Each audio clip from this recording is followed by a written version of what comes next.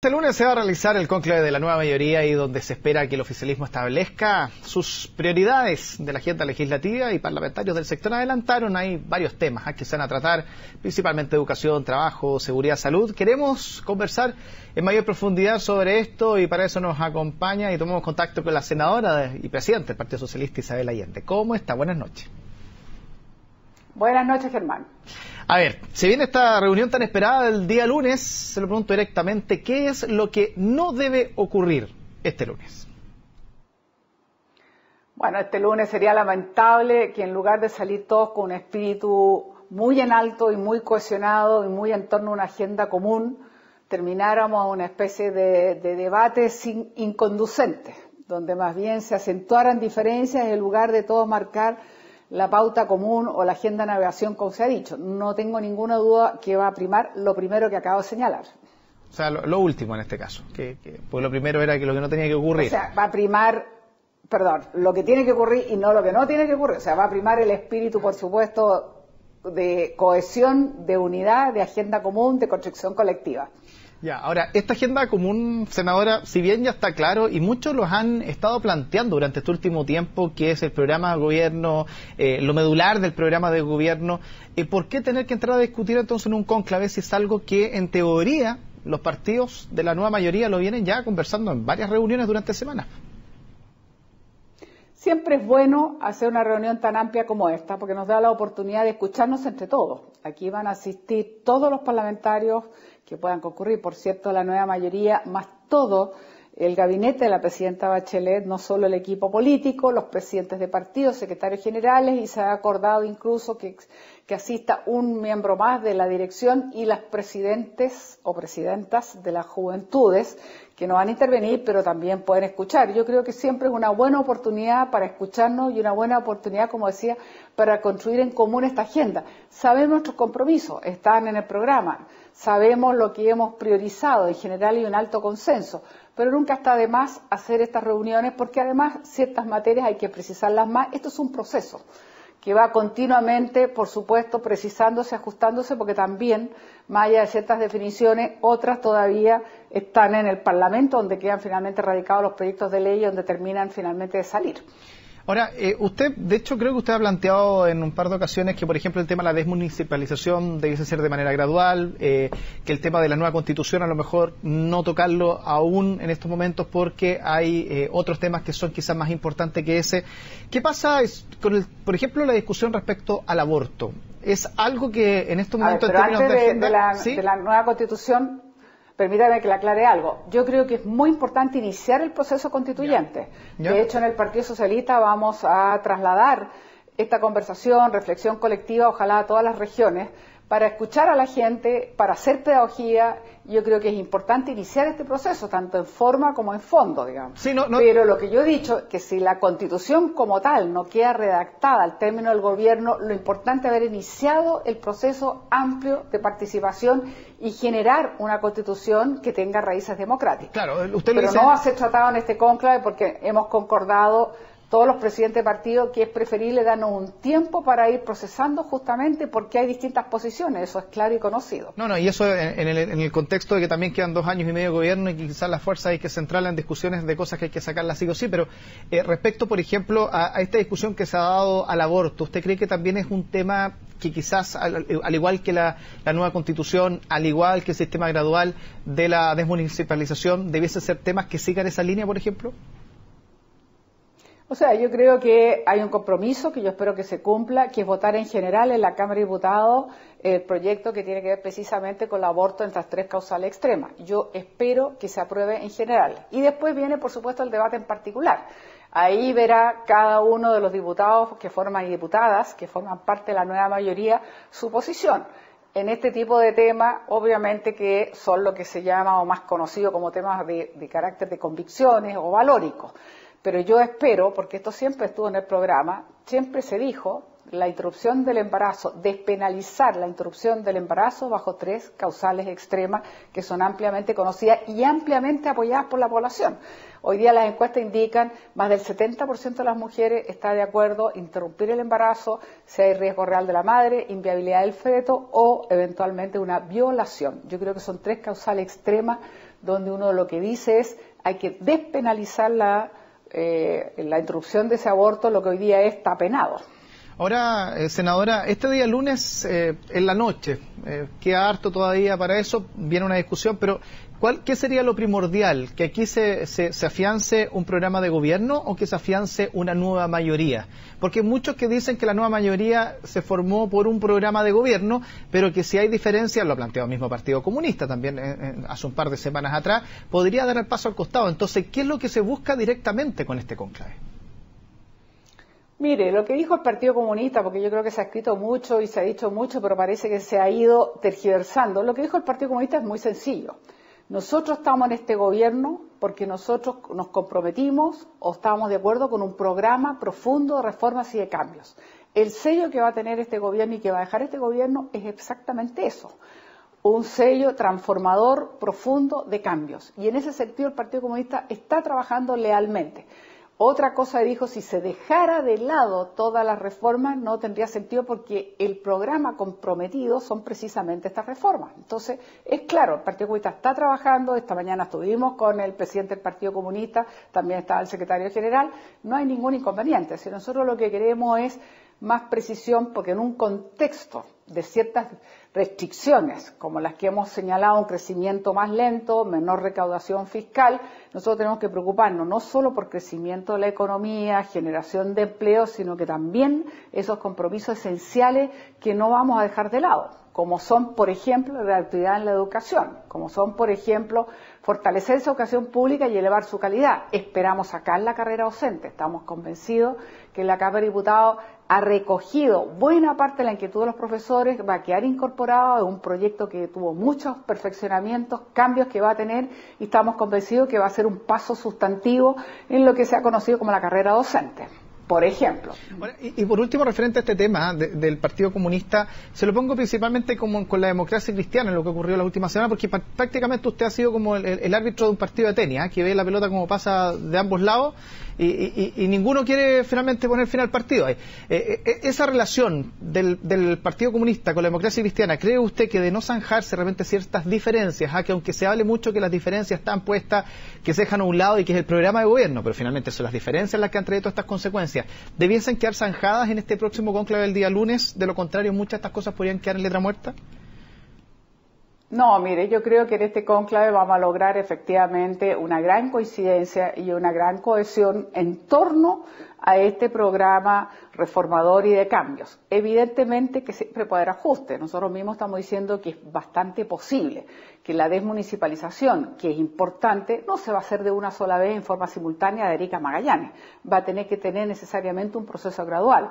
Yo creo que la descentralización, por ejemplo, es algo que no podemos olvidar. Vamos a elegir a los intendentes e iremos gradualmente incorporándole más recursos, más atribuciones, traslados a servicios nacionales para ir completándolo. Lo importante es también iniciar ciertos procesos y, como hemos dicho, a lo mejor no todos simultáneamente lo vamos a hacer. Ahora, si el Partido Socialista sirve de articulador, el Partido Socialista de alguna manera ayuda a este mejor clima dentro de la nueva mayoría, excelente. Pero también el Partido Socialista reconoce y es parte de esta riqueza, esta diversidad. Nosotros somos una coalición muy amplia, inédita en este país. Antiguamente fuimos la Concertación. Ya era inédito, nunca habíamos estado juntos, socialistas y demócratas cristianos, en un mismo frente común, digamos, y esto duró 20 años, como 4 gobiernos de la Concertación.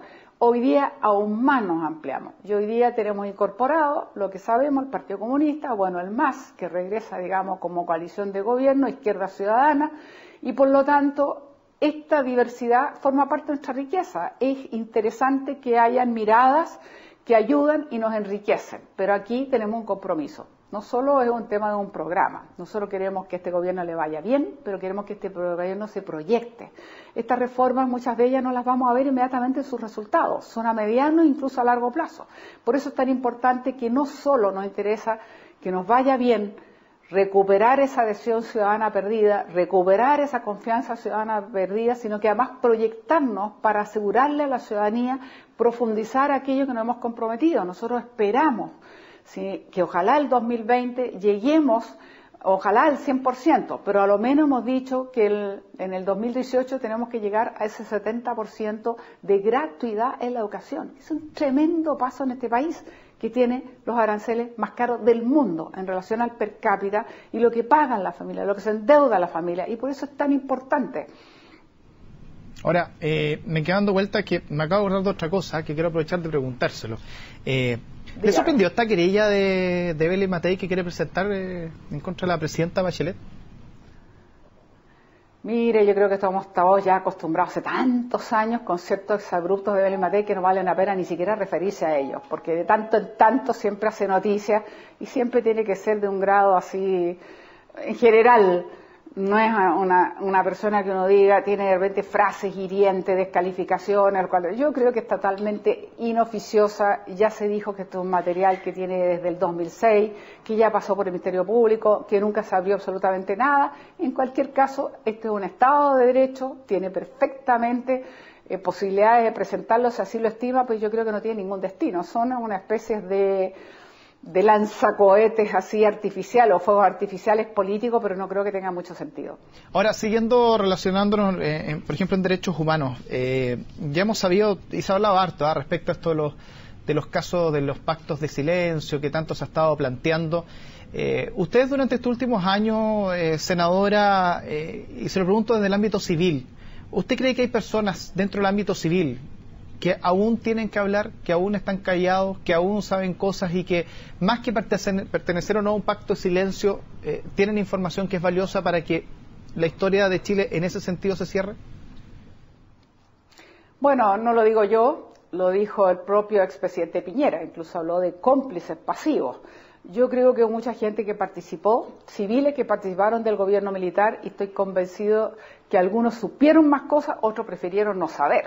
La típica política del avestruz, y que prefirieron colaborar con un gobierno militar, como lo decían ellos, la dictadura, pero tratando de esconder la cabeza para no enterarse de algo que a todas luces era evidente, porque era evidente que había gravísimas violaciones de derechos humanos, desaparecidos, ejecutados, quemados. Y claro, hoy día nuestra conciencia nuevamente se ve golpeada. Después de 29 años tenemos conscriptos que dicen la verdad, y eso hace que el juez Carroza someta a proceso a gente que, gracias a las confesiones, hoy día se reafirma algo que era una verdad, pero que claramente, por supuesto, durante 29 años se le negó y se denegó esa verdad, que eso es lo dramático. Peor aún, muere Rodrigo Rojas y Carmen Gloria, gravemente quemada, seriamente quemada, encima la culpan como si eso era responsabilidad de ella por estar cargando algún elemento explosivo. Nos hace bien la verdad. Aquellos civiles que saben algo, que lo digan. Por último, por remordimiento de conciencia, como lo hicieron los conscriptos, porque la verdad, estoy segura que libera, y la verdad ayuda a sanarnos a todos, y la verdad nos ayuda a que esos familiares algo de paz tengan, y esas víctimas. Por cierto, en el caso de Carmen Gloria Quintana, por lo menos sepa que alguna vez va a llegar esa justicia largamente esperada. 30 años esperó la familia Prat para poder finalmente terminar un juicio y fallar con los culpables, aunque el principal culpable era Pinochet, obviamente que finalmente no fue así el resultado final, pero 30 años tuvieron que esperar. Y esa ha sido un poco nuestra historia, larga muchas veces en el proceso de llegar a la justicia. Pero es importante que la verdad y la justicia, y por cierto reparación, tienen que seguir, porque es propio de una democracia y es lo que nosotros queremos. Las bases sólidas del mañana tienen que sentarse en reconocer lo que en este país pasó. Ahora, y por eso que yo también espero, y le dije en el gobierno que esperaba hoy día, lo volví a reiterar al comité político, permítame que le diga inmediatamente, yo creo que ojalá le pusieran urgencia a una moción que yo he presentado en 2 oportunidades, en realidad en 3, porque antes lo presenté en la Cámara de Diputados, pero en el Senado, en el 2013 o 2014, yo sí creo que hay que llegar a la degradación de aquellos militares juzgados, procesados, condenados por gravísimas violaciones de los derechos humanos, delitos de lesa humanidad, que no pueden hoy día que se les trate con títulos que no corresponde, o que eventualmente reciban honores, o que peor aún nos empezamos a enterar que incluso algunos estaban siendo contratados, y recién ahora, a medida que se conoce más la verdad, bueno, evidentemente que tienen que dejar de percibir incluso remuneraciones y estar contratados, aunque estén en retiro, en el ejército de hoy. Si queremos sanar esta sociedad de una vez por todas, tenemos que dar ciertos pasos símbolos. Y yo creo que hoy día, en el tema de los derechos humanos, es importante que se apruebe y que ojalá el Ejecutivo le ponga urgencia y que entienda con eso el Ejército que todos nosotros queremos que esa institución sea profundamente respetada. Así debe ser una democracia. pero para aquello tiene que dar más pasos. Si sabe algo, decirlo. Y si hay justicia, bienvenida a la justicia, no se obstruye, al contrario. Y si existe una moción como la mía, que el día de mañana es aprobada, significa que evidentemente esas personas condenadas no tienen sino que sufrir el proceso de degradación porque se les puede estar tratando con estos títulos completamente inmerecidos. El presidente Piñera se demoró un poco tiempo en cerrar el penal Cordillera y fue algo que sorprendió a muchos, que un presidente en ese sentido de derecha cerrara el penal Cordillera. ¿Qué pasa con Punta Peuco, senadora? Bueno, yo hoy día señalaba, el gobierno sostiene de que tiene un trato exactamente igual que cualquier otro régimen carcelario. Yo no tengo condiciones para dudar lo que está diciendo el gobierno. Sin embargo, soy de las que creo que hay que cerrarlo. No será inmediatamente, pero tendríamos que llegar a cerrarlo, porque esto fue una excepción, hay que reconocerlo, que fue la única manera de meter a Manuel Contreras preso. De otra manera era imposible. Y el bien fue mayor, meter a Contreras, uno de los principales asesinos de este país, que pudiera estar en la cárcel. Pero efectivamente yo creo que es un poco irritante a veces, sobre todo el penal que se cerró, Cordillera, cuando uno piensa la persona común y corriente que tiene que ir a la cárcel, que de verdad tiene condiciones dramáticamente diferentes, son privilegios a veces irritantes. Si hoy día tiene un régimen carcelario, creo que una lección que aprendimos después del cierre Cordillera, donde después se subo, pero cuidado, muchas veces la propia prensa ha informado de gente que supuestamente está presa y después se la ve comprando. También se adoptó una moción en que digo que no puede haber ningún beneficio de salidas a la gente que ha sido condenada, procesada y condenada por la violación de los derechos humanos, porque no corresponde, porque hay que diferenciarlo de un delincuente común o de un asesino común. Y yo creo que esos son los pasos que esta sociedad está esperando de nosotros. Y claro, produce irritación porque la gente tiene la imagen de lo que era Cordillera y hoy día en Punta Peuco sigue teniendo la imagen que tienen privilegios. El gobierno sostiene que tiene un régimen carcelario. Lo más sano sería que en un tiempo prudente terminásemos con Punta Peuco, que ojalá no hubiese existido, pero fue la manera de meter a Contreras preso. Pero antes de terminar, senadora, ¿debiese cerrarse en este gobierno? Ojalá. No estaría mal que lo pudiésemos hacer. Y perdóneme, le necesito decirle algo que es extremadamente importante. Yo subí el otro día a El Salvador, estoy muy preocupada, y yo lo único que pido a las partes en conflicto, entiéndase trabajadores contratistas, empresas contratistas, que se sienten a dialogar y que tengan un garante o un facilitador que tiene que ser Codelco. Que esto es un tema entre las empresas contratistas y los trabajadores contratistas, pero Codelco puede perfectamente hacer de facilitador o garante de ese diálogo. Para eso existió el acuerdo marco, digamos. Pero no podemos prolongar este conflicto, es extremadamente grave, difícil, duro, con un costo enorme para el país y particularmente en la región de Atacama, donde nunca debíamos haber tenido una persona muerta, un trabajador que está manifestándose por reivindicaciones laborales. En democracia eso no debiera pasar. Por eso hemos dicho que hay que investigar a fondo, que hay que esclarecer, que hay que sancionar cuando se encuentre la verdad y los culpables. Esto es muy importante, que haya garantías que tiene que ocurrir y revisar protocolos. Yo no creo, de verdad le digo, yo no creo que hubiese sido prudente hacer un despeje de camino entre las 10 y las 2 de la mañana en pleno desierto de Atacama, bajo la oscuridad más total, porque terminamos como terminamos. Y esto es algo muy serio y lo he planteado al Ministerio del Interior y sigo convencida. Esos protocolos habrá que revisarlos, pero estoy convencida que ninguna parte debe decir que se haga un despeje de un camino que nos estaba ocupando en ese momento a las 2 de la mañana en total oscuridad. Tuvimos que lamentar la dramática muerte de un trabajador que yo espero que nunca más ocurra en democracia. Senadora, verdad para ese caso, pero también revisar ciertos protocolos y terminar el conflicto. Senadora, entonces, a su juicio, y aprovechando tocó ese tema, errores entonces cometidos por el Ministerio del Interior detrás de este caso, ¿qué es lo que está ocurriendo ahí? Porque si usted conversó con el Ministerio del Interior, sabemos que esas órdenes vienen muchas veces desde el Ministerio del Interior. Por cierto, o sea, hay un rol del Ministerio del Interior que es absolutamente conocido por todos y es lógico. Un gobierno, a través de su Ministerio del Interior, le tiene que dar seguridad a los ciudadanos. Y un gobierno está obligado, y el Ministerio del Interior lo sabe y así actúa, cuando esos ciudadanos en una protesta se toman los caminos, en una protesta impiden el tránsito libre o en una protesta incluso impiden el acceso a una mina. Es cierto que tiene que Interior despejar aquello, es cierto. Lo que yo estoy diciendo es que no debe haber sido nunca a esa hora de la noche, en plena noche, hay que estar allá para conocer la situación y ver cómo era, porque terminamos como terminaron. Entonces, yo entiendo la labor del gobierno, entiendo que tiene que despejar, pero entiendo que esto no debió haber ocurrido nunca a esa hora y lamento profundamente, profundamente la muerte del trabajador. Y al mismo tiempo, quiero decir, y sobre todo como senadora de la región de Atacama, no podemos prolongar un conflicto que termine poniendo incluso en peligro la sustentabilidad de una división que ya estaba haciendo un esfuerzo gigantesco por equilibrar sus números, porque estaban números rojos. Los trabajadores propios han hecho un esfuerzo gigantesco. Y tenemos un tema pendiente de país, hay que decirlo de una vez. Esto tendrá que ser tratado en una ley aparte, el tema de la subcontratación. Yo creo que fue muy importante el mea culpa, la explicación, el contexto que nos puso Oscar Landarreche como presidente del directorio. Fue muy claro y muy sincero en reconocer que este proceso en el periodo de boom se externalizó, llegando a un punto que hoy día el 70% de los trabajadores son externos y solamente 30% son internos, están internalizados, con la diferencia que aquello que partió siendo para servicios, de transporte, lavandería, comida, etcétera, terminó incluso yendo al corazón de la producción. Y entonces hemos generado dos tipos de trabajadores y no nos hemos hecho cargo. Hoy día tenemos empresas contratistas que deben sentarse a la mesa y que deben responderle también a esos trabajadores que están en huelga.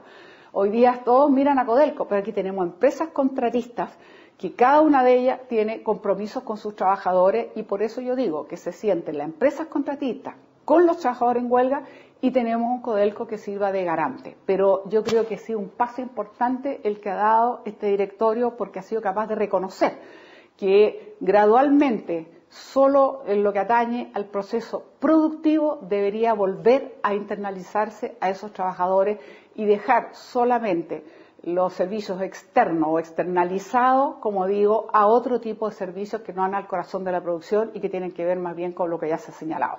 Transporte, alimentación, en fin. Bueno, muchísimas... Lo que yo quiero es que termine el conflicto porque es muy duro y muy difícil. Muy bien, mensaje dado. Entonces, muchísimas gracias, senadora, por haber tomado contacto hasta ahora. Buenas noches, que esté muy bien. Muchas gracias, buenas noches. Pues nosotros hacemos una pausa hasta ahora y ya regresamos con más noticias en CNN Prime.